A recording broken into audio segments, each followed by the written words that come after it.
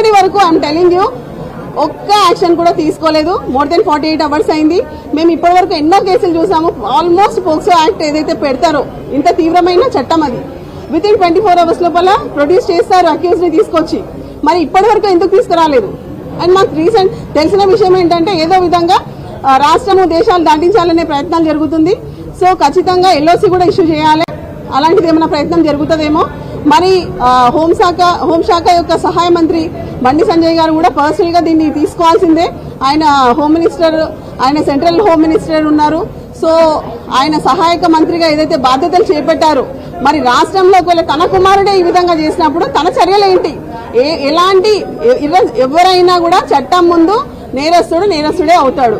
ఖచ్చితంగా యాక్షన్ తీసుకోవాలి వాళ్ళు ఎవరైనా సరే.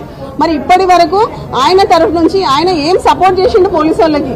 ఏ విధంగా ఇప్పటి వరకు ఆ పర్సన్ అక్యూజ్డ్ పర్సన్ కోర్టులో రిమైండ్ చేయలేదు. సో ఈ విషయాలన్నిటి కూడా చెప్పాల్సిందే. ఖచ్చితంగా డైల్యూట్ చేయాలనే ఉద్దేశంతో ఏదైతే సెక్షన్ ఆఫ్ లాని తగ్గించి చాలా చిన్న నేరానికి సంబంధించింది అన్నట్టుగా స్టేషన్ బెయిల్ ఇవ్వాలనే ఉద్దేశంతో సెక్షన్ 11 and 12 పోక్సో యాక్ట్ పెట్టడం జరిగింది. ఈవెన్ బిఎన్ఎస్ యాక్ట్ ప్రకారం కూడా చాలా సింపుల్ సెక్షన్స్ పెట్టారు. సో అది కూడా చాలా తప్పు. మీరు అందరు కూడా ఒకవేళ కంప్లైంట్ కాపీ నేను మీకు అందరు కూడా సర్వ్ చేస్తాను.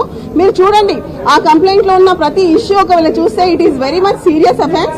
అలాంటి అఫెన్స్ ఒకవేళ అయినప్పుడు మరి ఏ విధంగా చర్యలు మిగతా వాళ్ళ మీద తీసుకుంటారో అదే విధమైన చర్యలు ఇక్కడ కూడా తీసుకోవాలి.